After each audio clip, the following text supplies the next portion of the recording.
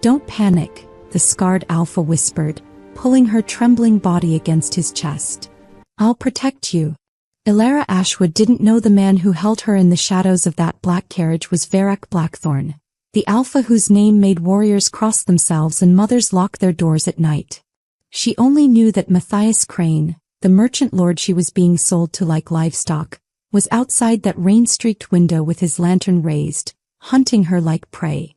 The ivory lace of her wedding gown clung to her skin, soaked through with rain and desperation. She had run 4 blocks through the storm in delicate slippers before throwing herself into this carriage bearing a silver wolf crest that made grown men step aside in fear. Now she pressed herself against the velvet floor, gasping for air that wouldn't come. That's when she became aware of him. The scent hit her first. Pine smoke and leather, wild and expensive, the smell of something untamed barely contained. Then she looked up.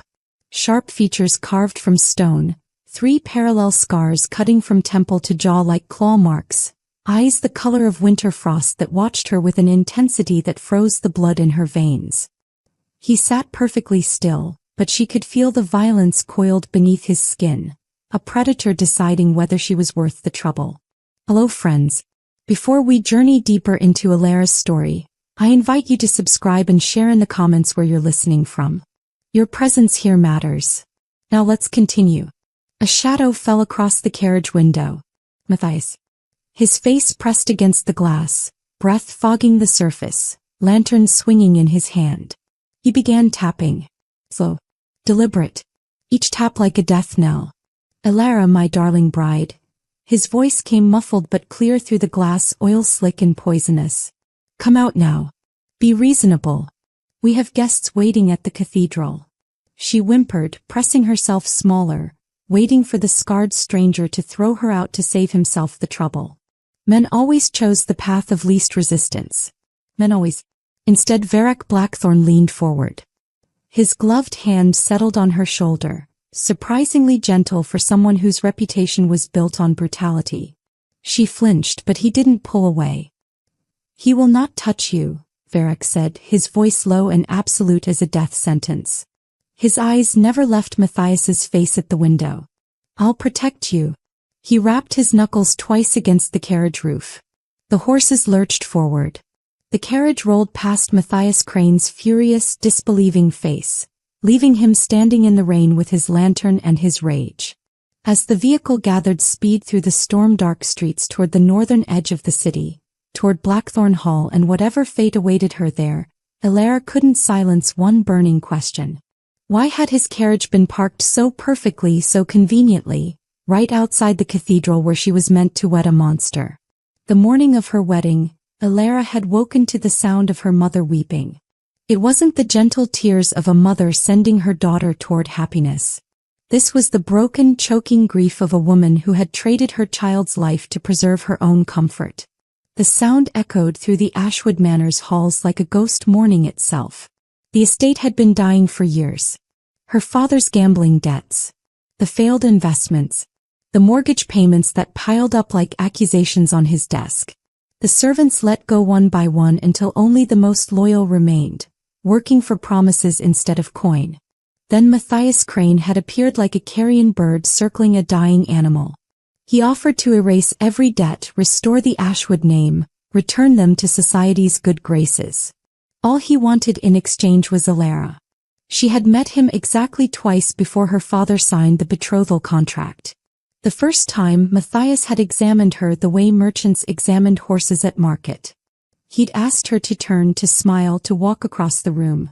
He'd commented on her teeth, her posture, her hips. Good breeding stock, he'd said to her father as if she weren't standing right there. She'll do nicely. The second meeting, he'd cornered her in the library while her parents entertained his solicitors in the drawing room. He'd backed her against the shelves, one hand braced beside her head, the other settling around her throat. Not squeezing, just resting there like a promise. You'll learn quickly, he'd whispered, his breath reeking of brandy and something darker, something that made her stomach turn. Obedient wives enjoy comfortable lives. Disobedient ones learn to fear the darkness in their own homes. Now 3 months later, as her mother and two hollow-eyed maids laced her into the wedding gown, Elara felt like she was being sewn into her own burial shroud. The corset crushed her ribs until breathing became an act of will. The lace scratched against her throat like rope. The veil draped over her face like a widow's mourning cloth. "You look beautiful, darling," her mother said, but she couldn't meet Elara's eyes in the mirror. The cathedral was only 5 blocks from the Ashwood townhouse. Elara was supposed to walk there on her father's arm, a grand procession so all of London's society could witness the Campbell-Ashwood alliance being sealed. But when she stepped outside into the grey morning, her father was already gone. He'd left early, the butler explained with practiced neutrality, to greet the guests. To drink himself brave enough to hand her over, Elara knew. So she walked alone, flanked by 2 footmen whose job wasn't to escort her but to ensure she arrived. They weren't guards. They were jailers in livery. But Elara had learned something in her 21 years of being traded and bargained over like property. She'd learned to watch, to wait, to recognize the single moment when her captors looked away. They were 3 blocks from the cathedral when a street merchant's cart overturned, spilling oranges across the cobblestones in a cascade of bright color against the gray stone.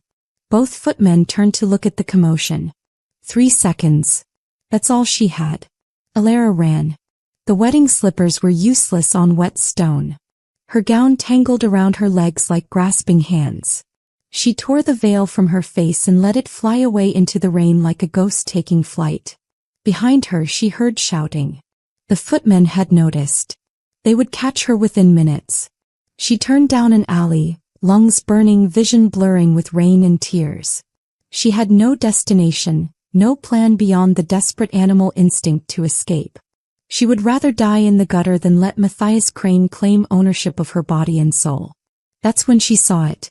At the alley's end, parked in the shadow of the cathedral's stone walls as if waiting, sat a black carriage. Not just any carriage. This one bore a crest in silver on its lacquered door, a wolf's head wreathed in thorns. Even Elara, who knew little of the North's political landscape, recognized that symbol. The Blackwood crest. The mark of Varrock Blackthorn, the alpha whose name was used to frighten children into obedience. The man who'd returned from the territorial wars with scars on his face and blood on his hands. The alpha who knelt to no one, not even the king. The carriage door stood slightly open as if an invitation. Elara didn't hesitate. She dove inside. Elara pressed herself against the carriage floor, her heart hammering so violently she thought her ribs might crack. The velvet beneath her cheeks smelled of smoke and something wild she couldn't name. She squeezed her eyes shut, praying the carriage was empty, that she could hide here until... "You're bleeding on my upholstery." Her eyes snapped open. She looked up slowly, past polished black boots, past dark trousers and a long coat of midnight leather trimmed with silver fur, until she met the gaze of the man sitting in the shadows.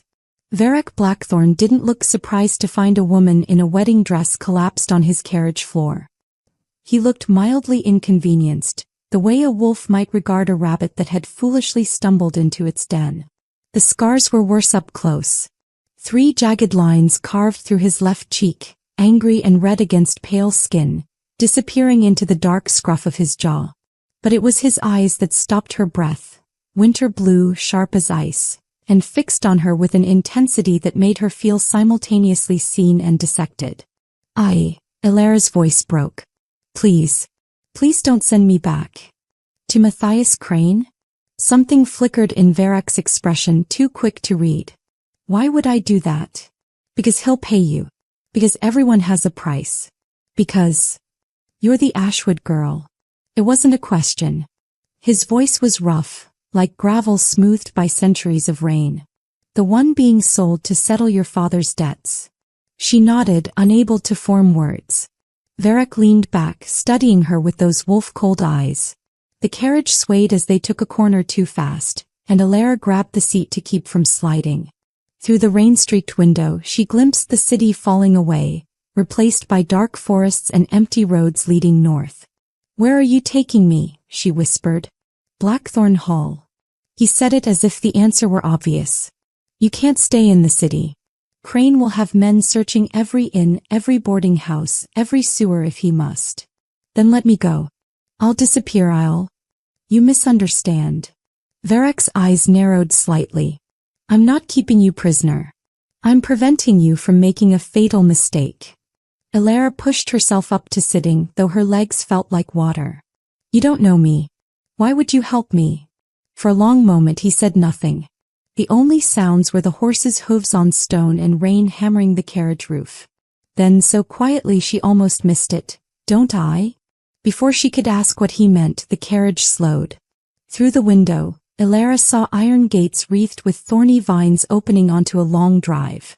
At its end stood Blackthorn Hall, a massive stone fortress with towers that clawed at the storm-dark sky, windows glowing like watchful eyes, wolf statues flanking the entrance with teeth bared in eternal warning.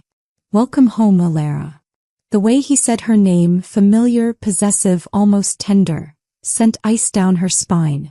Inside the manor, Elara stood dripping on marble floors while servants materialized from the shadows like ghosts. They didn't seem surprised by her presence, which was somehow more unsettling than if they'd stared. Verek led her through corridors lined with dark wood and oil paintings of wolves, always wolves, until they reached a study that smelled of old books and burning cedar. He gestured for her to sit in a chair by the fireplace, then poured 2 glasses of amber liquid from a crystal decanter. Drink, he said, pressing a glass into her shaking hands. You're in shock. The brandy burned her throat, but warmth spread through her chest. She watched him move around the room, lighting candles with practiced efficiency, and realized he moved like a predator even in his own home, balanced, controlled, ready for violence at any moment. There's something you need to see, Verek said finally. He pulled open a drawer in his massive desk and withdrew a leather portfolio. From it, he extracted a single sheet of parchment, yellowed with age, and placed it on the small table beside her. Elara leaned forward, squinting in the firelight. It was a marriage contract. Official seals stamped in wax. Witness signatures. And there, in elegant script at the bottom, 2 names that made the room tilt sideways. Verek Blackthorn, Alpha of the Northern Territories, Elara Ashwood of House Ashwood. The date read 3 years ago. The day after her mother's funeral. No. The word came out strangled. No, we've never. Look at the signature, Elara. She looked. Her own handwriting stared back at her. The specific way she looped her R, the flourish on the slight smudge where she always dragged her palm across wet ink. It was hers. Undeniably, impossibly hers. I don't understand. Her hands trembled so badly the parchment shook. I don't remember this. I don't remember you. I know. Verek's voice held something that might have been pain, carefully controlled. You asked me to let you forget. That's insane. Why would I? You came to me 3 years ago. He moved closer, firelight casting shadows across his scarred face. Desperate. Terrified. Begging for protection from a threat you couldn't name. You said there were things happening to you, things you didn't understand. We married under the full moon in a blood ceremony. The bond cannot be broken. Elara's mind raced, searching for memories that weren't there. That year was clear in her mind. Grief over her mother, managing the crumbling estate, her father's descent into drinking. There were no gaps, no missing time. Yet here was proof. The next morning, Verek continued, his voice carefully neutral, you begged me to let you go home. You said you needed time, that you'd return when you were ready. I agreed. His jaw tightened. You never came back. So you just waited? I watched over you from a distance. Ensured you were safe. He poured himself more brandy, drank it in one swallow. When I learned of your betrothal to Matthias Crane, I knew I had to intervene. Under territorial law, you're my wife, Elara. Your betrothal to Crane was bigamy. You could be executed for it. The room spun. You're lying. This is some trick, Why would I lie? Verek's eyes flashed. I don't need to trick you into staying. You came to me. You're here because you chose this carriage, this path. I chose to escape Matthias, not. She stood abruptly, the brandy glass tumbling from her hands. It shattered on the marble hearth. I don't know you. I've never seen you before tonight. Something in his expression cracked just for a moment. Grief raw and deep. I know, he said quietly. And that's the tragedy, isn't it? He led her through more corridors to a suite of rooms in the manor's east wing. The guest chambers were lavish. Silk curtains, a canopied bed, a fire already crackling in the hearth. Elara stood in the doorway, numb. Rest, Varric said. We'll talk more tomorrow. Am I a prisoner? You're my wife. Under my protection. Whether you remember it or not. That's not an answer. He paused at the threshold. The door locks from the inside, not out. You're free to leave whenever you wish. His eyes met hers. But I wouldn't recommend wandering the northern roads at night. There are worse things than me in these forests. He left, pulling the door closed behind him with a soft click. Elara stood frozen, then slowly walked to the door. He tried the handle. It turned freely. Not locked. But when she opened it, she found 2 guards stationed in the hallway. For her protection, presumably. Or to ensure she didn't run. She closed the door and leaned against it, sliding down to the floor. Only then did she notice details that made her blood run cold. On the nightstand sat a vase of lavender, her favorite flower, though she'd never told anyone. The bookshelf held volumes she loved, including a rare edition of poetry she'd been searching for. And on the wall hung a portrait of a woman who looked heartbreakingly like her mother. Elara crawled to the bed and discovered something that stopped her breath entirely. There, on her left ring finger, was a thin white scar she'd always had but never questioned. The kind of scar you'd get from a blade drawn across skin. The kind used in blood ceremonies. Her hands shaking, she pressed her palm against the cold window glass and looked out at the storm. In the courtyard below, she saw Varric standing in the rain, looking up at her window. Even from this distance she could see the pain in his eyes. A man watching someone he loved fail to recognize him. And for the first time Elara felt something besides fear. Guilt. 3 days. Elara had been at Blackthorn Hall for 3 days, and she was no closer to understanding the impossible truth of that marriage contract than she'd been the first night. She'd spent those days locked in her chambers, not by force but by choice. Every time she considered venturing out, she'd catch sight of that portrait on the wall, or the lavender on her nightstand, or the scar on her ring finger, and the questions would paralyze her all over again. But on the 4th morning, hunger and restlessness finally drove her from her sanctuary. The manor was a labyrinth of stone corridors and shadowed alcoves.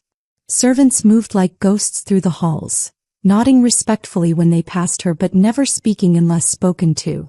Elara had tried engaging a few in conversation, hoping for information about Varric or this alleged marriage, but they'd all deflected with practiced politeness.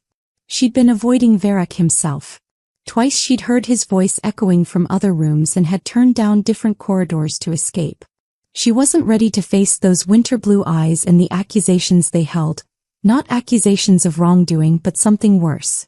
Accusations of forgetting. On the morning of her 4th day, Elara encountered someone new. She was descending a staircase when she nearly collided with a young woman carrying linens. The maid couldn't have been more than 16, with copper-red hair and freckles scattered across her nose like constellations. "Oh, I'm sorry, my lady," the girl gasped, dropping into a curtsy that nearly sent her linens tumbling. "It's all right," Elara said quickly. "I wasn't watching where I was going." She paused. "What's your name?" The girl looked startled to be asked. "Anna, my lady." "Anna." Elara offered what she hoped was a friendly smile. "How long have you worked here?" "4 years, my lady. Since I was 12. 4 years. That meant Anna had been here during the time Elara supposedly married Varric. Have you seen me before?" "Before 3 days ago, I mean." Anna's eyes widened and something flickered across her face. Recognition quickly suppressed. I shouldn't say, my lady. His Grace wouldn't want me speaking about." "Please," Elara interrupted, stepping closer. "I'm not trying to get you in trouble. I just need to know the truth. Was I here before?" The young maid bit her lip, glancing down the corridor to ensure they were alone. "Yes, my lady," she whispered finally. 3 years ago. You stayed for 6 months in the tower rooms." Elara's heart lurched. Tower rooms. Anna's hand flew to her mouth as if she'd said too much. I shouldn't have. Please, my lady, if his grace finds out I told you. He won't, Elara promised. I swear it. But Anna, which tower? Where are these rooms? The girl hesitated, loyalty and sympathy warring on her face. Finally, sympathy won. The East Tower, my lady. But it's locked now. It's been locked since the lady left. The lady. Elara's breath caught. They called me that? Anna nodded, tears welling in her eyes. Everyone loved you, my lady. You were kind to the servants, always helping in the kitchens, laughing in the gardens. When you left, his grace locked the tower and forbade anyone from entering. She leaned closer, her voice dropping to barely a whisper. We all hoped you'd come back. That night, when the manor settled into sleeping silence, Elara crept from her chambers with a candle clutched in trembling hands. Finding the East Tower proved easier than expected. It was as if her feet remembered the path even when her mind didn't.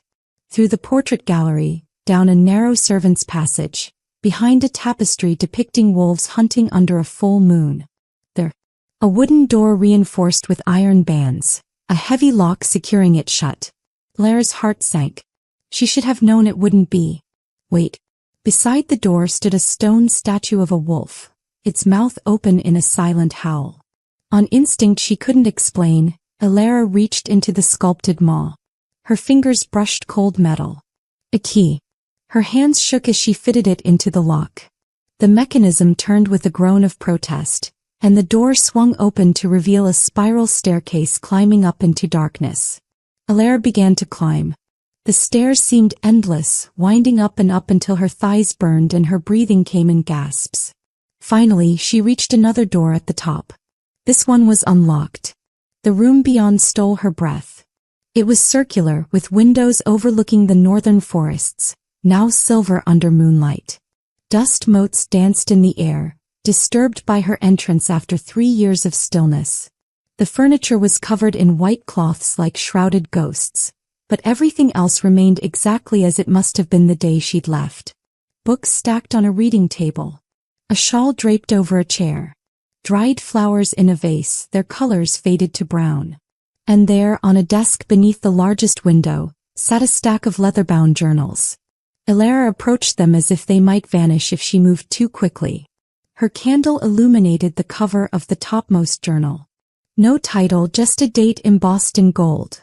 3 years ago, the week after her mother's funeral. She opened it with trembling hands. The handwriting on the first page was unmistakably hers. I don't know where else to go. Papa is drowning in grief and debts, and there's something happening to me that I don't understand. The lights. The burning. Yesterday I shattered every window in my bedchamber without touching them. I'm terrified of what I'm becoming.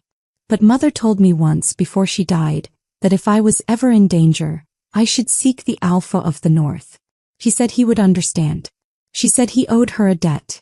So tomorrow I leave for Blackthorn Hall. Elara's vision blurred with tears. She turned the pages, reading her own words describing a journey north, her first meeting with Varric, her fear transforming slowly into trust. Then weeks later, Varric says I'm a lumen bearer. Like Mother was. The lights that appear when I'm frightened, that's my power awakening. He says it's beautiful, that I shouldn't fear it. He's teaching me to control it.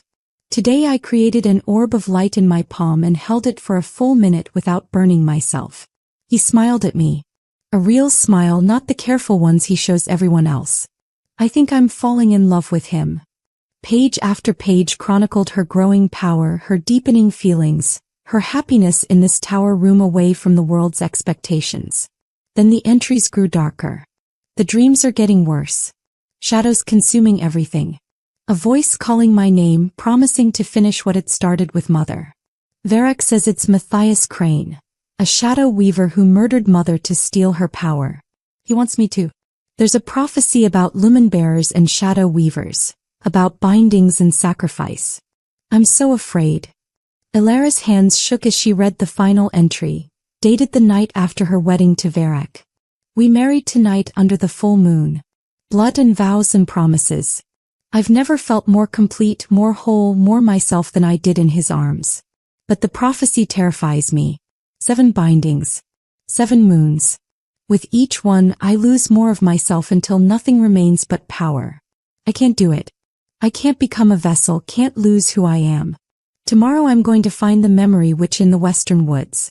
I'll ask her to take it all. The memories, the power, the knowledge of what I'm meant to become. Let me be ordinary. Let me be safe. Forgive me, Varric. Forgive me for being too weak to be what they need me to be. I love you. I'll always love you. But I can't watch myself disappear. The journal fell from Ilara's hands. She'd done this to herself. Chosen to forget. Chosen to erase the man she'd loved, the powers she'd feared, the destiny she'd tried to escape. All of it gone because she'd been too frightened to face what she was. So now you know. Ilara spun around, nearly dropping her candle. Varric stood in the doorway, his scarred face half in shadow. How long had he been there? How much had he watched her read? I erased myself, she whispered. I erased you. Yes.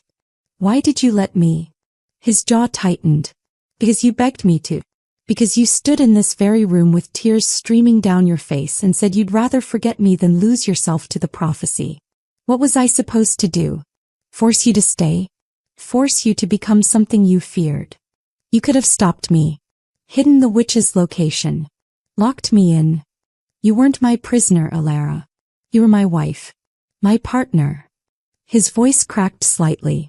And if keeping you meant watching you disappear piece by piece into something inhuman, I'd rather let you go and hope you'd choose to come back. But I didn't come back. No. He stepped into the room and she saw the 3 years of pain written in every line of his face. You built a new life. Forgot everything. I watched from a distance, hoping every day you'd remember. That something would trigger the memories. And then Matthias. Arranged your betrothal. Yes. Varric's eyes flashed with cold fury. He knew what you were all along. He killed your mother. He's been waiting for you to come of age to manifest your full powers. The betrothal was never about your father's debts. It was about claiming you for himself. Ilara looked down at the journals scattered at her feet, at the evidence of a life she'd lived and loved and abandoned. The question is, Varric said quietly, his winter blue eyes searching hers, will you run again? Varric's question hung in the air between them like a blade suspended by thread. Ilara stood among the scattered journals, her past spread at her feet in leather and ink, and felt rage building in her chest. Run. The word came out sharp. You let me erase 3 years of my life. You watched me forget myself, and you did nothing. I did what you asked. I was 21 years old and terrified. Ilara's voice rose. I was a girl who'd just lost her mother, discovered she had powers that could kill, and learned she was destined to lose herself to save the world. You should have fought for me. Should have. Should have what? Varric stepped closer and she saw the leashed fury in his eyes. Locked you in a tower like a prisoner? Forced you to accept a fate you didn't choose? You think I haven't spent 3 years wondering if I made the right choice? His voice dropped to something raw. Every day, Lara. Every single day I watched you from a distance, watched you rebuild a life without me, and I died a little more. The anger drained from her, replaced by something more complicated. You could have told me the truth the moment I climbed into your carriage. Would you have believed me? His laugh was bitter. Or would you have thought me mad? A scarred alpha claiming you were his wife when you had no memory of ever meeting me? She couldn't answer because he was right. Varric ran a hand through his dark hair, exhaustion evident in every line of his body. I let you forget because you begged me to. I watched you leave because I loved you enough to let you go. And I parked my carriage outside that cathedral because I refused to let Matthias Crane finish what he started. He met her eyes. So no, I won't apologize for respecting your choices. Even when they broke me. The silence stretched between them, heavy with 3 years of grief and guilt and love that survived erasure. Finally, Ilara spoke. Tell me everything. No more half-truths. No more protection. If I'm supposed to be your partner, your equal, then treat me like one. Something shifted in Varric's expression, relief mixed with respect. All right, he said quietly. But you won't like what you hear. I haven't liked anything I've learned in the past 4 days. She gestured at the journals. What's one more nightmare? Varric led her back down to his study, where he built up the fire and poured them both brandy. The amber liquid burned going down, but Elara welcomed the warmth. She needed something to anchor her as Varric pulled ancient texts from locked cabinets and spread them across his desk. Your mother was a lumen bearer, he began, opening a tome bound in white leather. One of the last of her kind. Women born with the ability to wield light magic. The only force capable of destroying shadow weavers. Shadow weavers? Elara leaned forward, studying the illustrations in the book. Dark figures wreathed in smoke and shadow, their faces hidden but their hands outstretched as if to grasp. Practitioners of forbidden magic thought extinct for 2 centuries. They consume life force to extend their own existence, corrupt everything they touch, turn light into darkness. Varric's jaw tightened. Matthias Crane is one of them. The room tilted. That's impossible.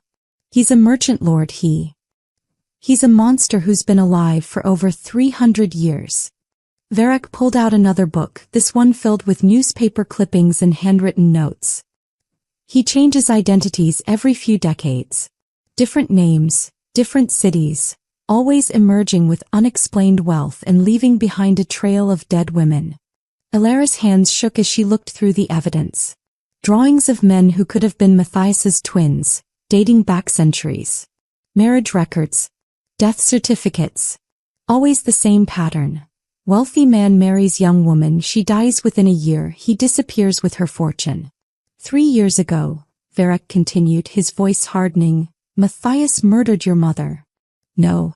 Elara's breath caught. Mother died of fever. The physicians said. The physicians were wrong. Or paid to lie. He showed her a page from his notes. Your mother was killed because Matthias needed her blood to complete a ritual. He thought consuming a lumenbearer's power would make him unstoppable. But it didn't work. Why not? Because your mother had already passed her gift to you. Varric's winter-blue eyes met hers. That's how lumenbearer powers work. The magic transfers from mother to daughter before death. A safeguard against exactly what Matthias attempted. Your mother died protecting you, making sure you'd have the power to fight him. Elara's vision blurred with tears. She'd spent 3 years thinking her mother died from illness, never knowing she'd been murdered. Never knowing she'd been sacrificed to save her daughter. When you came to me 3 years ago, Varric said gently, your powers were awakening because of your grief. Lumenbearer magic responds to emotion. You were shattering windows, starting fires, creating light without meaning to.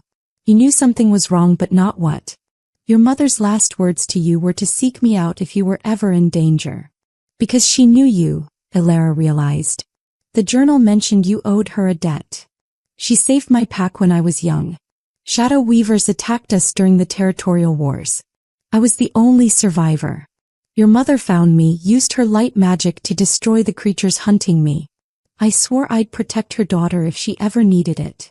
The pieces were falling into place, a horrible puzzle revealing a picture Elara wished she couldn't see. Matthias has been orchestrating your betrothal since your mother's death, Varric continued. Not for your dowry. Not to clear your father's debts. Your father's debts are manufactured, Elara. Matthias has shadow magic. He can influence weak minds, plant suggestions, manipulate circumstances. He made your father gamble away the family fortune. He arranged for every solution to fail until only one option remained, selling you into marriage. So he could consume my power. Elara felt sick. Like he tried with mother. Yes. But marriage would give him legal rights to you, make the ritual easier. He could take his time draining your light instead of killing you outright. Elara stood abruptly, pacing to the window. Rain lashed against the glass, the storm outside matching the chaos in her mind. Why didn't you tell me this immediately? Why the games with the marriage contract? Because you needed to remember on your own. Varric joined her at the window. If I'd simply told you everything, you would have thought me mad. But finding your journals, reading your own words, that you could believe. He hated that he was right. There's something else you need to know, Varric said quietly. About why I care so deeply about stopping Matthias. Why I've spent years hunting him. Tell me. His reflection in the rain-streaked glass looked haunted. I had a sister, Lyanna. 5 years ago she was forced into marriage with a nobleman named Lord Ashford. She was 17. Within 6 months she was dead. The official ruling was an accident. She fell from a balcony. But I knew better. Matthias, Elara breathed. Ashford was one of his shadow-corrupted servants. A puppet. Matthias used my sister as a test, a trial run before he targeted your mother. I didn't discover the truth until after Lyanna died. By then it was too late. Varroc's voice cracked. I couldn't save my sister. But I swore I'd save you. Elara turned to face him fully. Is that why you married me? Guilt over Lyanna? No. He met her eyes and she saw the truth there, naked and painful. I married you because you were brave and brilliant and kind. Because you made me laugh for the first time since the wars ended. Because when I looked at you, I saw a future worth fighting for. His hand lifted as if to touch her face, then fell. Protecting you from Matthias was my duty. Loving you was my choice. The words hung between them, 3 years too late and perfectly timed. I don't remember loving you, Elara said quietly. I've read about it in those journals, but I don't feel it. I know. But I remember being terrified of Matthias. I remember his hand on my throat. His threats. She straightened her spine. And I remember what my mother did. Sacrificed herself to save me. I won't let that be for nothing. What are you saying? I'm saying I don't need to remember the past to choose the present. Elara held his gaze. You asked if I'd run again. The answer is no. But I'm not staying because of a contract I don't remember signing. I'm staying because Matthias Crane murdered my mother, tried to murder me, and will continue murdering until someone stops him. Her hands clenched into fists. I want to learn to use my powers. I want to fight. And I need your help. For the first time since she'd climbed into his carriage 4 days ago, Varroc smiled. A real smile, not the careful, controlled expression he showed the world. Then tomorrow, he said, we begin your training. Elara woke to smoke. The acrid smell filled her lungs before her eyes opened. When they did, she saw charred bedsheets beneath her hands, still smoldering with embers. Black scorch marks spread outward from perfect handprints, edges glowing faint orange. Her hands blazed with golden light. No, she whispered, scrambling backward. She fell off the bed, palms pressed against cold floor, but the glow only intensified, responding to her fear like kindling to flame. The door burst open. Varroc filled the doorway, taking in the scene with one sweeping glance. Smoking bed, terrified woman, glowing hands. It's beginning, he said. Your powers are waking up. Kale appeared behind him with water, dousing the sheets. Steam hissed into pre-dawn air. Not unusual, he said calmly. The Duchess did the same thing her first week. Set 3 rooms ablaze before she learned control. The Duchess. Her. 3 years ago. I can't control it, Elara gasped as the glow spread up her wrists. The floorboards beneath her palms began to blacken. Varroc, I'll burn you. He knelt and took her hands. She waited for him to scream. Instead, impossibly, the wild golden light calmed. It didn't disappear, but it stopped spreading, stopped burning, stopped consuming. How? Balance. His thumbs traced circles on her hands, grounding her. Light and darkness, moon and sun. Your power recognizes mine. We anchor each other. The glow dimmed to barely visible threads beneath her skin. This is why you erased your memories, Varroc said quietly. The power frightened you. Elara stared at their joined hands. She remembered nothing, yet her body knew this. Knew him. I need to learn control, she said. Before I hurt someone. Before Matthias. Then we start now. He pulled her up. Meet me in the courtyard at dawn. It's not even dawn. His scarred mouth curved. You have 10 minutes. The courtyard was frost-covered, her breath misting. Varroc waited in the center, dressed in dark leather, scars pronounced in gray light. Take off the cloak, he instructed. It's freezing. Your power runs hot. Trust me. She let it fall, shivering in thin training clothes. Close your eyes, Varric said. Feel the power inside you. Not as something foreign. As part of yourself. Elara searched inward. The first nothing. Then there. Like banked coals in her chest, warm and waiting. Good. Now breathe into it. The warmth grew, spreading through her chest, down her arms into her fingertips. Open your eyes. Her hands blazed with golden light, bright enough to see every bone beneath her skin. But this time no smoke. No burning. You're in control, Varric said. This is what control looks like. It doesn't feel controlled. Then let it out. Fully. Create a sphere. Insane. But she focused on her palm, trying to picture it. The glow concentrated, pulling inward. Slowly, a sphere of pure golden light formed above her hand. Small, trembling, but it held. I'm doing it, she whispered. The sphere exploded. Light and heat knocked her backward. Varric's hands gripped her shoulders, pulling her upright. Emotional trigger, he said. The power responds to feelings. You felt pride, lost concentration.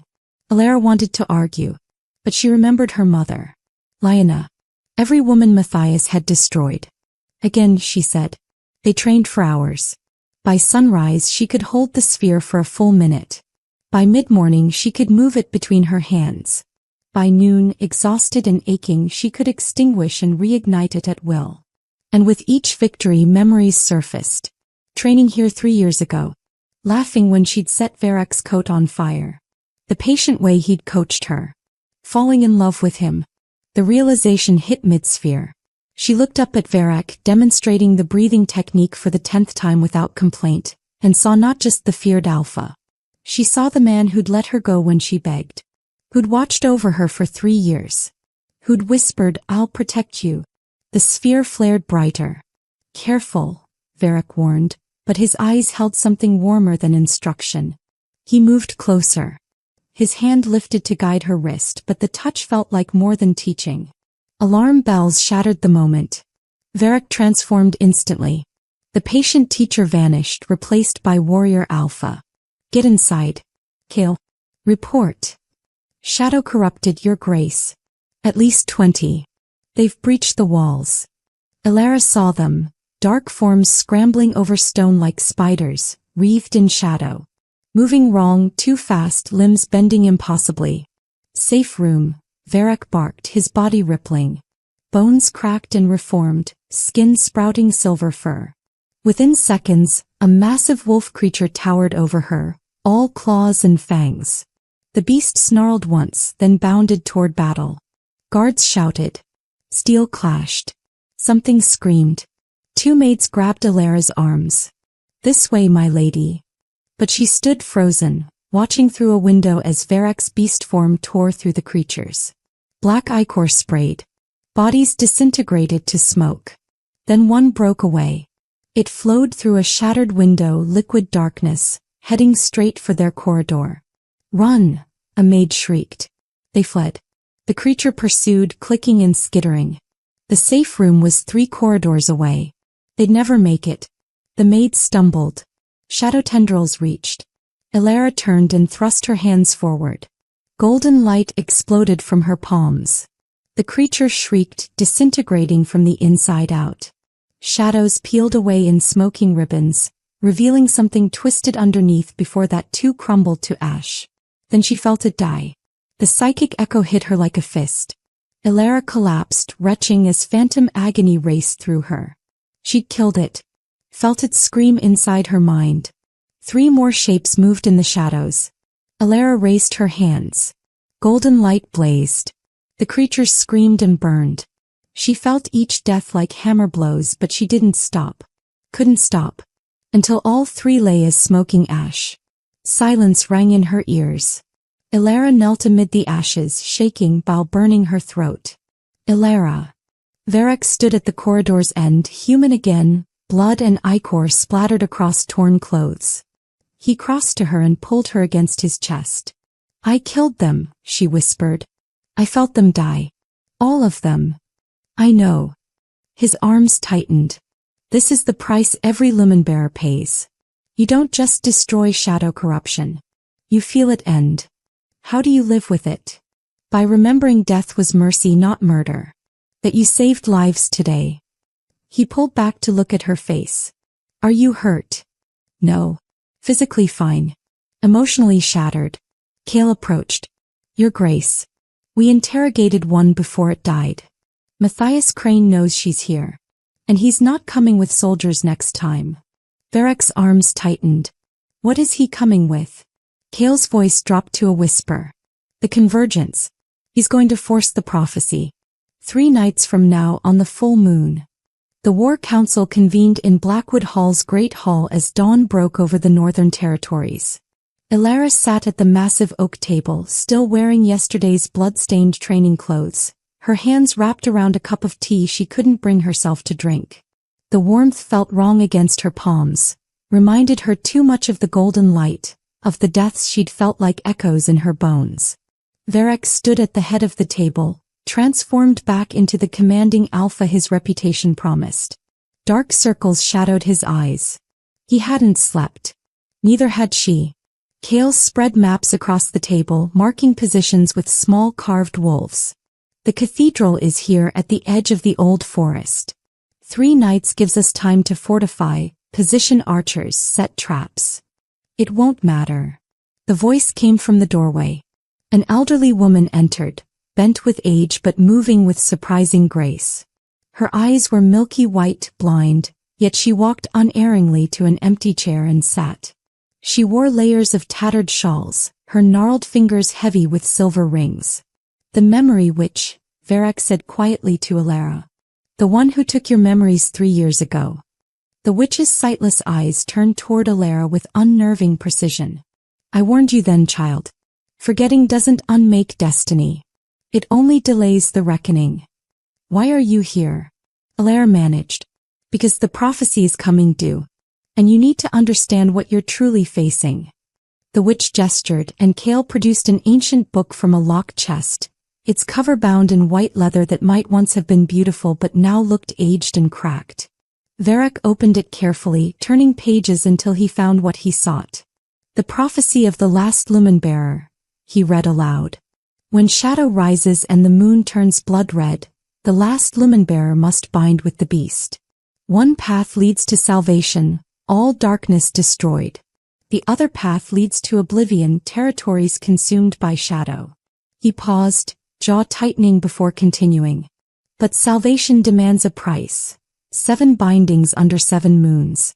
With each binding, the lumen bearer loses part of her humanity, until nothing remains but power, eternal and empty. The words hung in the air like a death sentence. This is what I was running from, Ilara whispered. Varric's winter blue eyes met hers across the table. I've spent 3 years searching for another way. Every witch consulted, every ancient text studied. There has to be another path. There isn't. The memory witch's voice was absolute. I've lived 200 years. I've seen 3 lumen bearers face this choice. 2 chose to run. Their territories fell to shadow within a generation. 1 chose to bind. She destroyed the shadow weaver of her age. The witch leaned forward. But she also destroyed herself. By the 7th binding she couldn't remember her own name. Couldn't feel love or joy or sorrow. Just power, burning through her like eternal fire. I won't let you sacrifice yourself, Varric said, his voice rough with emotion. Cale cleared his throat. Your Grace, we're out of time. Matthias will force the first binding whether we're ready or not. The convergence gives him the power to do it. Explain, Ilara demanded. The memory witch answered. Every century when the stars align and the moon turns red, the barrier between our world and the shadow realm weakens. A shadow weaver can use that moment to force a binding ritual, consuming a lumen bearer's power against her will. 3 nights from now Matthias will have that chance. If he succeeds, he'll drain you slowly over years, using your light to feed his darkness. But if we perform the binding ourselves first? Ilara asked, already knowing the answer. Then you control it, Varric said quietly. The binding connects us, your light to my beast. Together we become something capable of destroying him. But Ilara, the cost. How many people will die if Matthias wins? She cut him off. How many daughters will be sold like I was? How many mothers murdered like mine? How many lionesses? Using his sister's name was cruel, but Elara needed him to understand. This wasn't about protecting her anymore. It was about preventing the next 300 years of Matthias Crane's monstrous existence. Varroc's hands gripped the table edge. I can't watch you disappear. Not again. Then don't let me disappear. Elara stood, circling the table to face him directly. You said we're balance, light and dark, moon and sun. After each binding, help me remember who I am. It's not that simple, isn't it? She reached for his scarred hands. Anchor me. Fight for my humanity as hard as I'll fight for the territories. You said you couldn't save Lyanna. But Varroc, you can save me. Not by preventing the binding. By making sure I survive it with my soul intact. The memory which watched them with her blind eyes, a small smile playing at her lips. The prophecy never accounted for that, did it? A bond forged in partnership rather than force. An alpha willing to share the burden rather than simply use the power. She stood, shawls rustling. There might be hope after all. What do you mean? Varroc demanded. The lumen bearers who lost themselves, they were alone. Used by their alphas as weapons, then discarded when they became too powerful to control. But you too. The witch's milky eyes moved between them. You chose each other. That choice might make all the difference. Elara felt something shift in the room, in her chest, in the space between her and Varroc. I'm doing this, she said firmly. The binding. But on one condition. Anything. If there's even a chance of another way, we take it. We search for it together even after the binding. Promise me you won't give up on finding a better path. Varroc's hands tightened on hers. The moment stretched, heavy with decision and consequence. Finally he nodded. On one condition of my own. After each binding you let me help you remember. No matter how much you want to forget, no matter how much it hurts, you stay with me. Deal. Their clasped hands glowed faintly, her gold mixing with a silver shimmer from his touch. The balance they created visible and real. Cale broke the moment. Your Grace, there's something else. He held up a piece of parchment, the edges burned and curled. A corrupted raven brought this at dawn. From Matthias. Varroc took it, his jaw tightening as he read. Then he handed it to Elara without a word. The message was written in blood. Dearest Elara, my wayward bride. I know what you are now. Your mother screamed beautifully when I drained her light. You'll scream too, but I'll make it last much longer. The Duke cannot protect you from destiny. 3 nights. The old cathedral. The convergence comes. Bring yourself willingly and I'll kill you quickly. Make me hunt you and I'll destroy everyone you've ever loved. Starting with your pathetic father. The choice is yours, little light. But we both know you'll come. You always were too noble for your own good. MC. Rage burned through Elara's chest, hot and clean. Her hands blazed with golden light before she could stop them, and the parchment incinerated to ash in her grip. He's threatening my father, she said, voice shaking. Despite everything he's done, despite selling me, I can't. It's a trap, Varroc said. He wants to separate us. Wants you vulnerable and alone. I know. Elara forced her hands to stop glowing. But he's right about one thing. I will come. Just not the way he expects. She turned to face the assembled council. The memory witch. 3 of Varroc's most trusted warriors who'd entered during the reading. All watching her with varying degrees of concern and respect. We go to the cathedral, Elara announced. But on our terms. We perform the binding before he can force it. And then we end him. Agreed, Varroc said. Cale, I want the pack positioned around the cathedral perimeter. Archers in the ruins, ground forces hidden in the forest. When we emerge from the binding, they'll be ready. And the civilians, one warrior asked. If Matthias has corrupted servants throughout the city, evacuate the surrounding villages, Varroc ordered. Quietly. We don't want to alert him that we know he's coming. The council moved into strategic planning. Maps were studied, forces allocated, weapons prepared. Elara watched it all with a strange detachment. In 3 nights she would bind herself to Varek. Would become something neither fully herself nor fully him.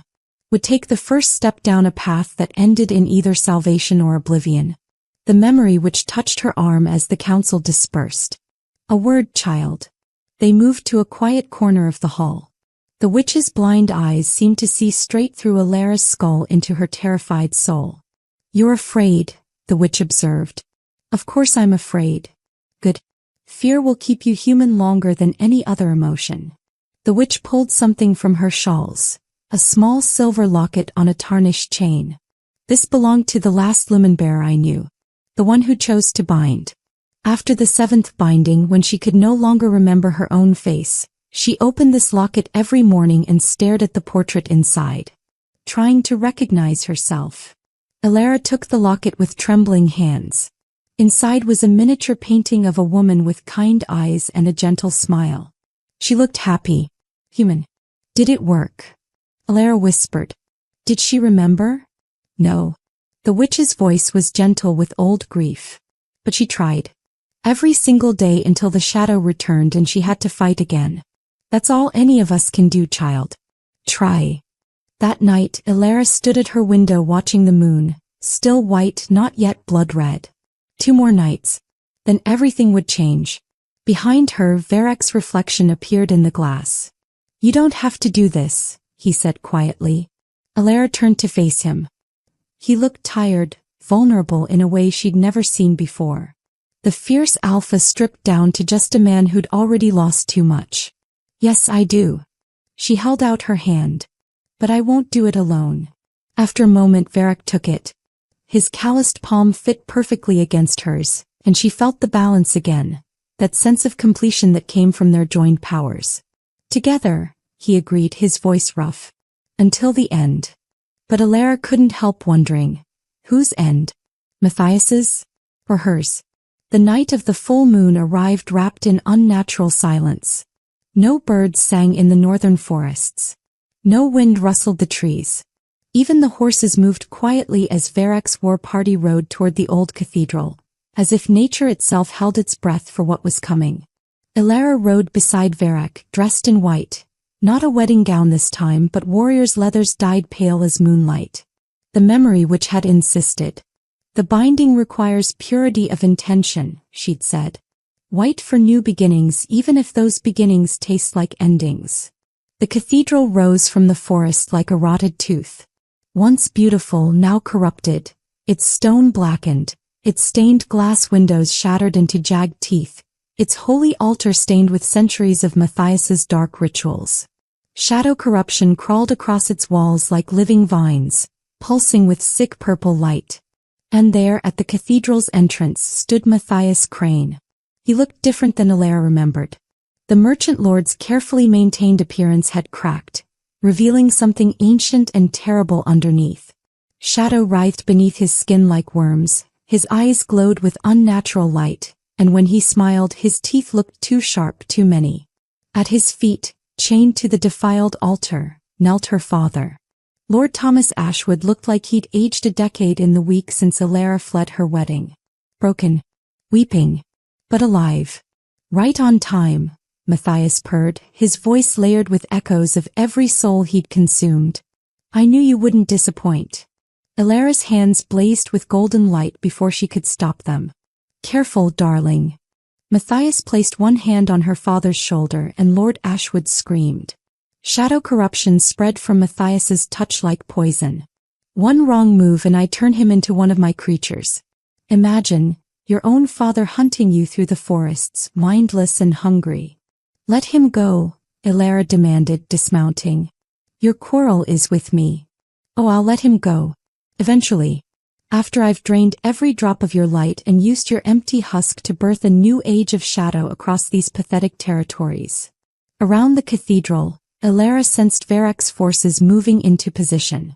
Kale and 50 warriors hidden in the ruins and trees. Archers on the surrounding hills. A trap within a trap. But first the binding. Varek stood beside her, and Matthias's expression curdled with recognition and hatred. The Alpha. Of course you'd run to him. Just like your mother ran to his pack all those years ago. His smile turned vicious. Did he tell you? Your precious mother saved his life. And how did I repay that kindness? I tore her apart and drank her light like wine. Rage exploded through Elara.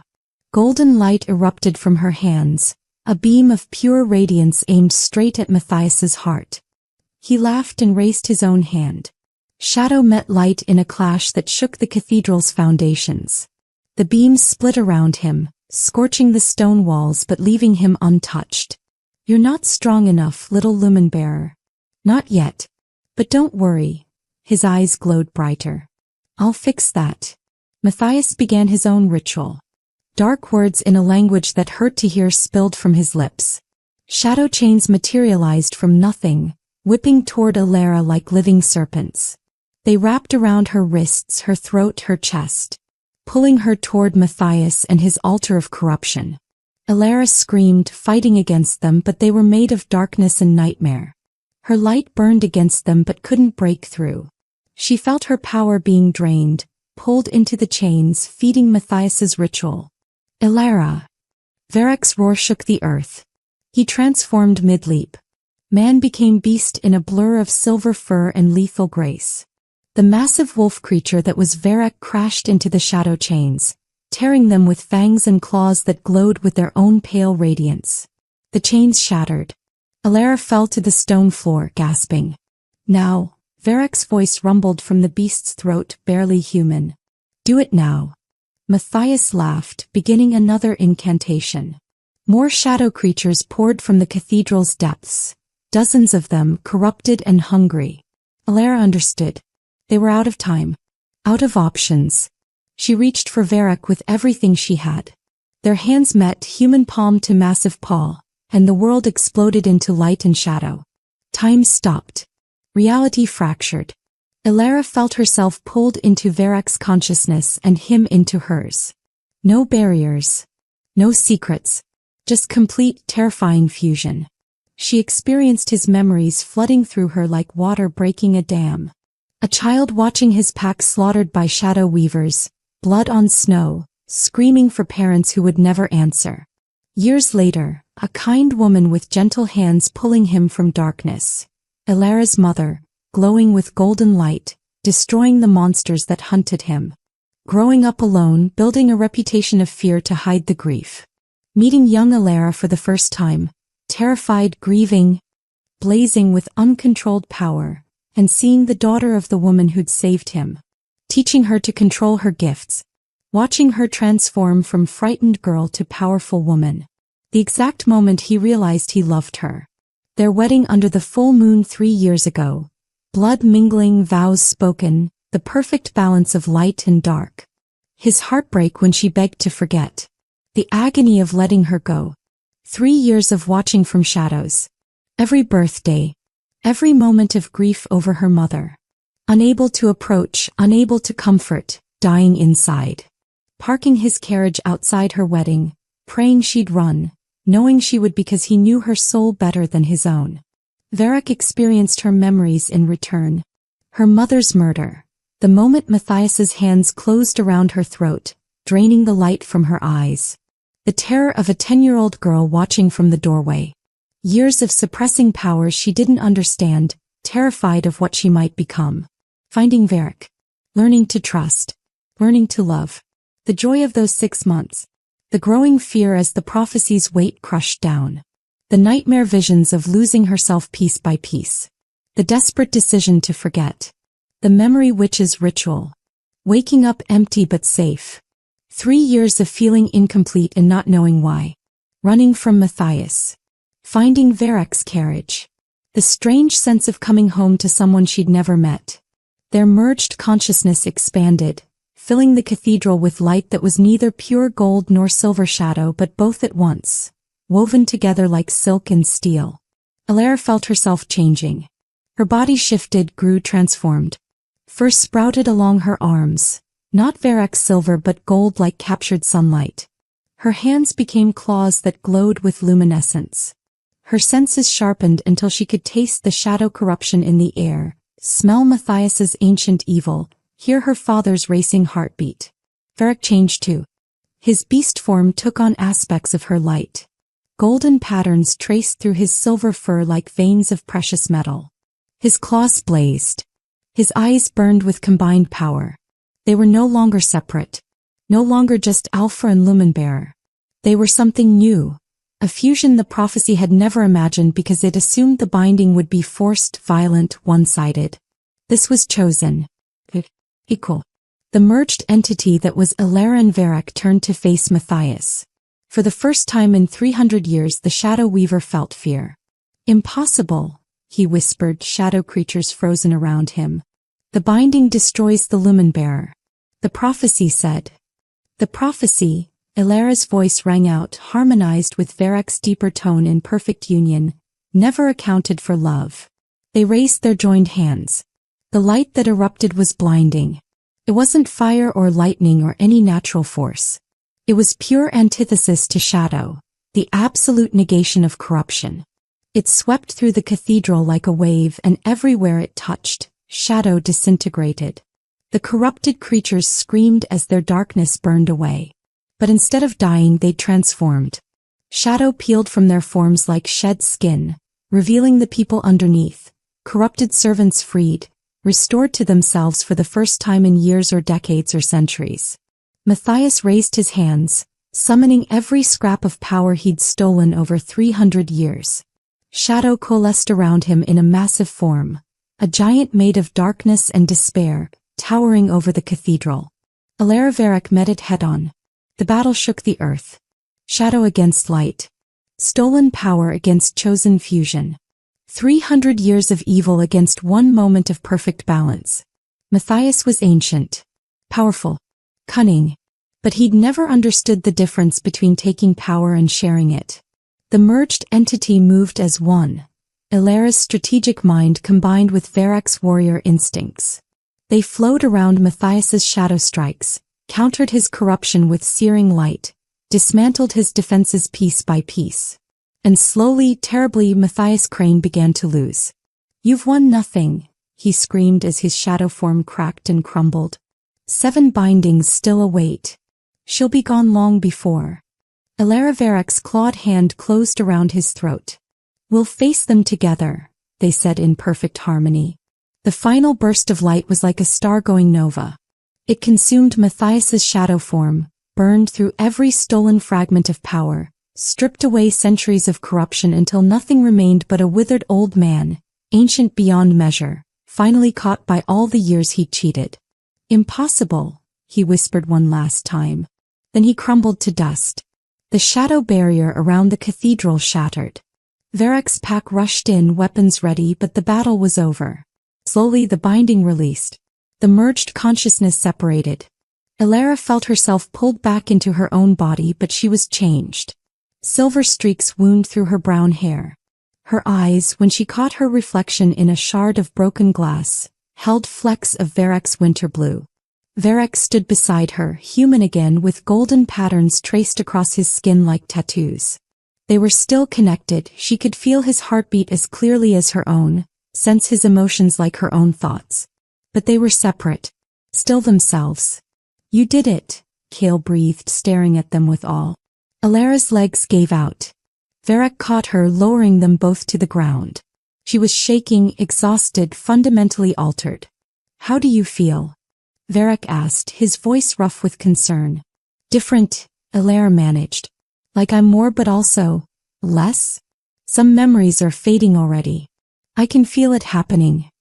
Fear flashed in his eyes. What do you remember? She focused, reaching for recent memories. They were there but distant, like looking through fog. My name. The binding. But my mother's face is blurry. My childhood feels like someone else's story. No. Varric's hands cupped her face. Look at me. This is temporary. The shock of the binding. It'll stabilize. But they both knew he was lying. This was the price. The first payment of 7. Lord Ashwood stumbled toward them, freed from his chains. Elara? Daughter, I'm so sorry, I didn't know what he'd done. Elara looked at the broken man who'd sold her into marriage. He should feel something, anger, grief, forgiveness. but there was only strange emptiness where those emotions should be. Go home, she said quietly. Free our servants from their debts. Sell the estate if you must. Help other girls being sold into marriage. A path toward redemption. But I can't forgive you. Not yet. Maybe not ever. Her father wept, but Elara felt nothing watching him. That part of her had burned away in the binding. Varric helped her stand. Can you ride? I can try. The journey back to Blackwood Hall passed in a blur. Elara sat before Varric on his horse, leaning against his chest, trying to hold on to memories that kept slipping away like water through cupped hands. 6 more bindings awaited. 6 more moons. 6 more pieces of herself she'd lose. But when they finally reached the manor and Varric carried her to her chambers, laying her gently on the bed, she held on to one truth. She'd chosen this. And she'd chosen him. Stay, she whispered as he turned to leave. Varric sat beside her, taking her hand. I'm not going anywhere. Tell me something, Elara said, fighting to keep her eyes open. Something about me. Something I should remember. Varric was quiet for a moment, then began speaking softly. Your favorite flower is lavender, not because of the scent but because your mother wore it. You hum when you're concentrating, a lullaby she used to sing. You have a scar on your knee from climbing a tree to rescue a kitten when you were 7. With each detail the fog cleared a little. Memories solidified, anchored by his voice. Keep going, Elara breathed. You laugh with your whole body when something truly delights you. Your eyes are the color of mountain lakes in summer. You're terrified of spiders, but you'll face shadow monsters without flinching because you protect what you love. He squeezed his hand. What else? You're Elara Ashwood. Lumenbearer. My wife. My partner. The woman brave enough to choose her own destiny instead of running from it. The words felt real. True. Elara repeated them, feeling her identity settle back into place. Elara Ashwood. And you're Varric Blackthorn. The alpha who chose me over the world. I'd choose you again, he said. 6 more bindings to go, she reminded him, finally letting her eyes close. Then 6 more times I'll help you remember. As Elara drifted toward sleep, she felt Varric's hand in hers and knew that no matter what the prophecy took from her, she'd won something it never expected. She'd won someone who would fight to bring her back. Again and again and again. Together they'd found a way to choose each other.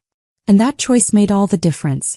Dawn broke over the northern territories in shades of gold and silver, fitting, Elara thought distantly, for the new world they'd created.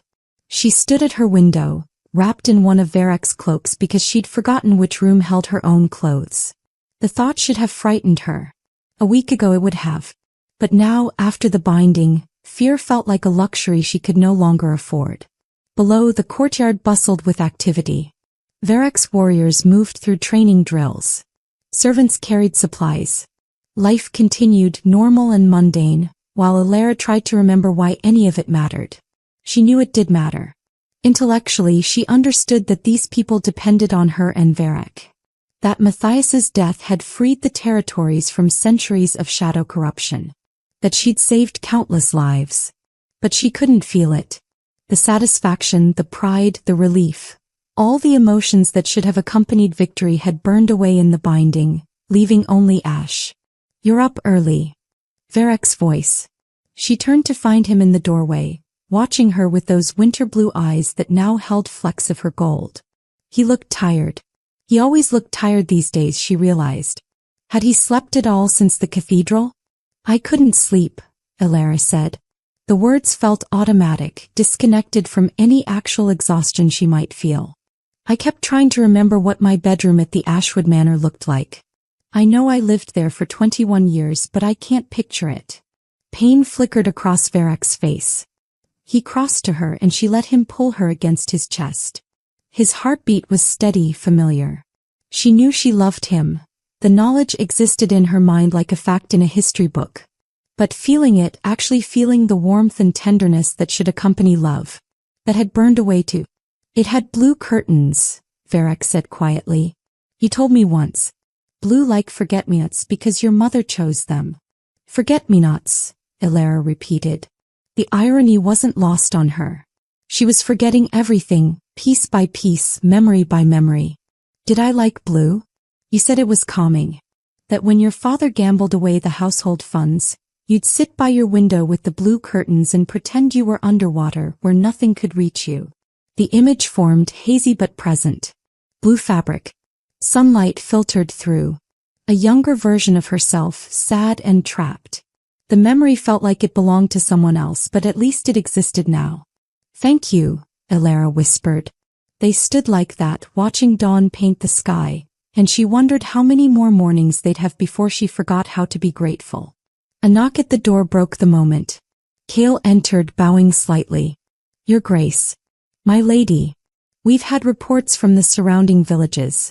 The people freed from shadow corruption, they're recovering. Some don't remember being corrupted at all. Others. He hesitated. Others remember everything they did while corrupted, Varric finished grimly. And they'll need help living with it. Yes, Your Grace. We're establishing counseling centers, providing support. But the people are asking to see you both. To thank you. Elara's first instinct was to refuse. She didn't want strangers' gratitude for an act she could barely remember performing. But Varric's hand tightened on hers and she understood. This was part of her duty.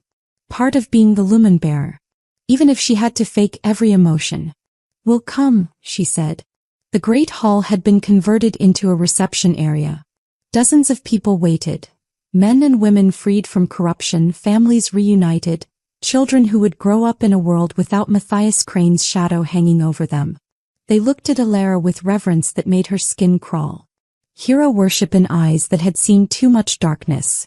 One by one they approached, offered thanks, told stories of how the light had freed them, restored them, given them back their lives. Elara smiled, nodded, said the appropriate words, all while feeling absolutely nothing.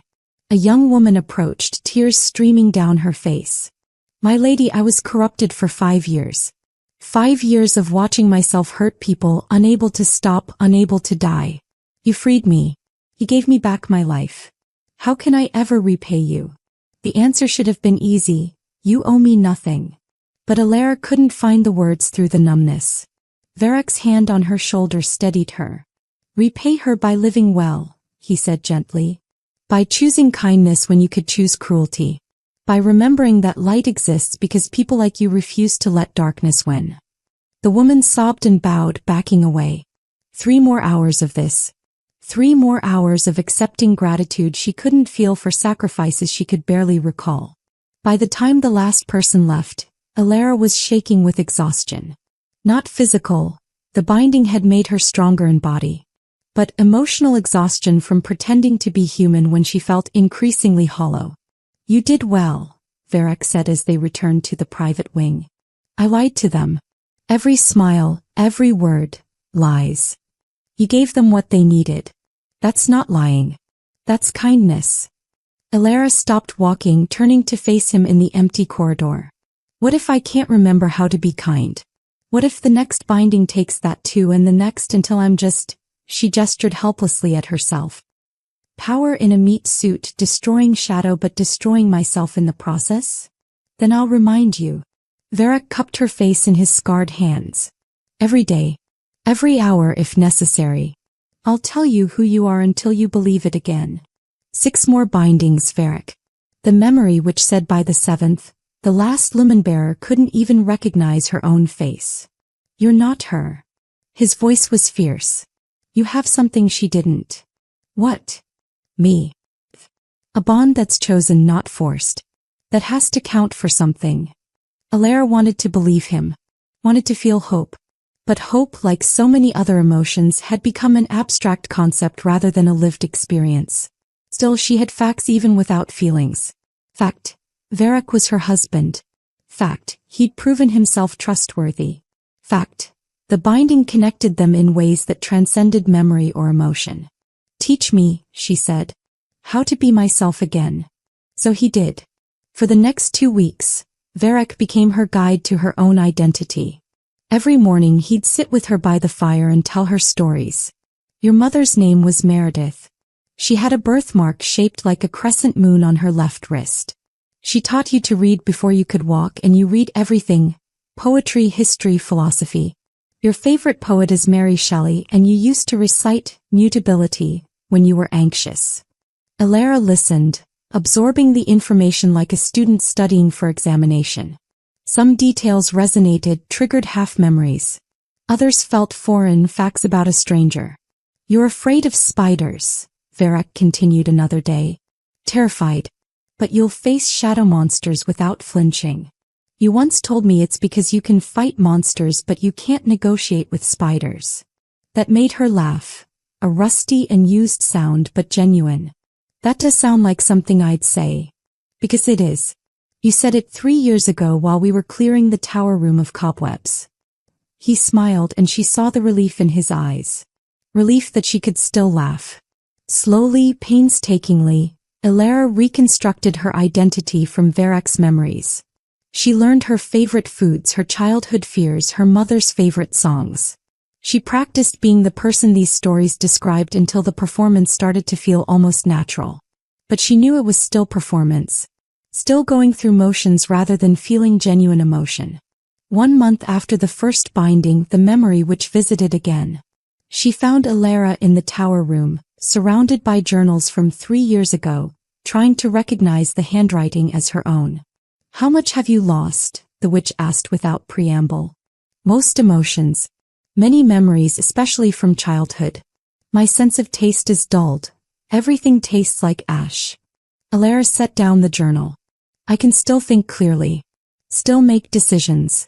But I feel like I'm observing my life through glass rather than living it. That's the binding's price. With each one, the glass gets thicker. The witch settled into a chair. But you've found something the others didn't. Varric. Not just him. Partnership. The willingness to let someone else carry your humanity when you can't carry it yourself. The witch pulled out the locket she'd shown Elara before, the one belonging to the last lumen bearer. She faced 7 bindings alone. Used this locket to try remembering herself. It didn't work because she had no one to anchor her to reality. But I have Varric. Yes. And that might save you. Or it might make losing yourself more tragic. The witch's blind eyes seemed to see through Elara's skull. 6 more bindings await. By the 7th you'll barely remember his name. Will your bond be strong enough to survive that? Elara didn't know. But she had to try. What choice do I have? She asked quietly. None. The shadow will return. It always does. Different forms, different names, but the darkness is eternal. As long as shadow exists, lumen bearers must bind to stop it. The witch stood.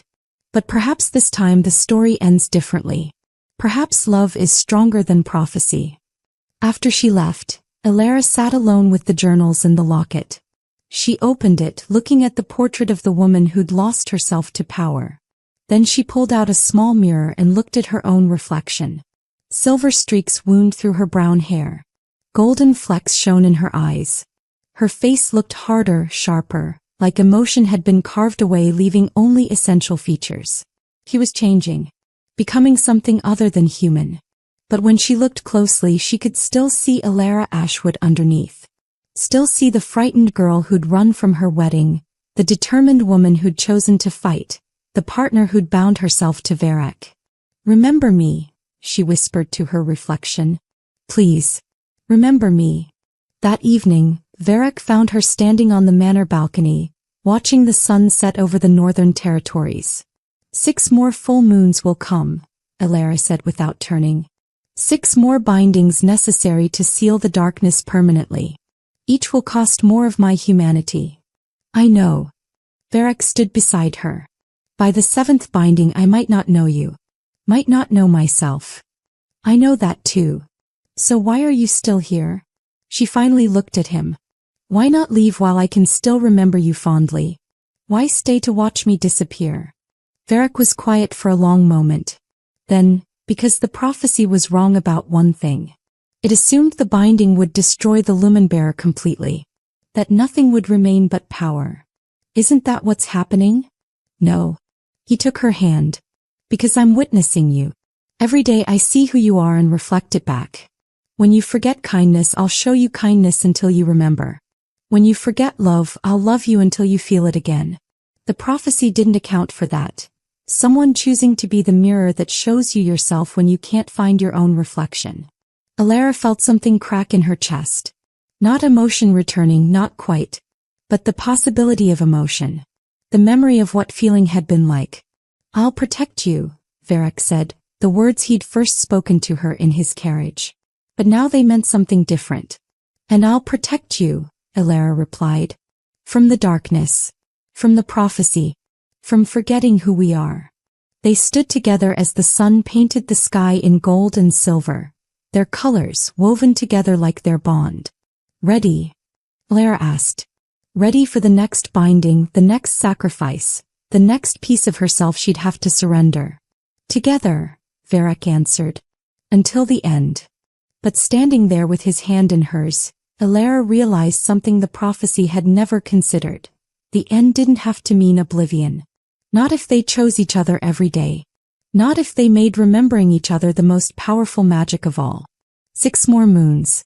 6 more bindings.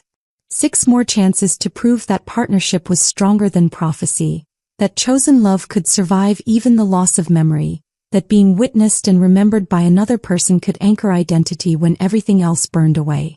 The prophecy had predicted salvation or oblivion, light or darkness, as if those were the only choices. But Elara and Varric had created a third path. A path walked together, hand in hand, where remembering each other became salvation itself. The moon would wax and wane 6 more times. The darkness would rise again in new forms, wearing new faces. The bindings would take their toll piece by piece. But for now, in this moment of sunset and new beginning, they had won something more precious than victory. They had won the right to choose their own story. And they chose each other. Elara turned from the sunset to face Varric fully. The golden light caught the silver streaks in her hair, the changed features of her face. She looked different. He felt different. But his eyes held recognition that transcended appearance or memory. Tell me again, she said softly. Who am I? Varric smiled, warm and genuine despite the grief he carried for what she'd lost. You're Elara Ashwood, Lumenbearer, warrior, my wife. The woman who chose to save the world even knowing what it would cost. And you? I'm Varric Blackthorn, the alpha lucky enough to be chosen by you. Your partner. Your anchor. The man who will spend every day reminding you who you are. Promise. I promise. The first stars appeared in the darkening sky. Somewhere in the territories, people slept safe for the first time in centuries. Children dreamed without shadow nightmares. Families reunited. The world healed. And here on this balcony, 2 people who'd lost and found and lost and fought to find each other again stood together facing an uncertain future. 6 more to go, Elara said. 6 more times I'll help you remember. They turned and walked back inside together, ready to face whatever came next. Because they'd discovered the truth the prophecy never imagined. That remembering each other, choosing each other, fighting for each other day after day, that was the most powerful magic of all. And together they were unstoppable. If you've made it this far in Elara and Varric's story, thank you for joining us on this journey through shadow and light. Their battle isn't over. 6 more bindings await. 6 more moons where Elara will lose pieces of herself and Varric will fight to bring her back. What do you think will happen in those final bindings? Will their bond be strong enough to survive? Share your thoughts in the comments below. And if you enjoyed this tale of chosen love defying prophecy, please like this video and subscribe to the channel for more stories of fierce heroines, protective alphas, and the magic that happens when 2 people choose each other against all odds. Hit the bell icon to be notified when we continue Elara's story, because this is only the beginning. Until next time, remember, you are the author of your own destiny. Choose wisely. Choose bravely. Choose love.